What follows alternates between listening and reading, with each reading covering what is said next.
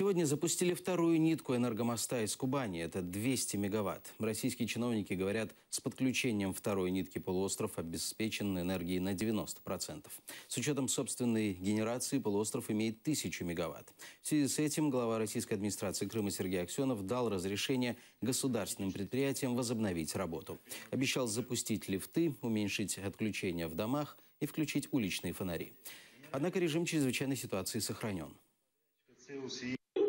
Предстоит еще наладка оборудования, но исхожу из того, что если и будут возникать какие-то проблемы, то они будут быстро устраняться. Нам нужно решать следующие задачи, которые перед нами стоят, а именно к лету, а точнее где-то в апреле, ну в крайнем случае в мае, нужно будет обеспечить еще 2 цепи на Крымский полуостров энергетические с тем, чтобы дать на Крым не менее 800 мегаватт.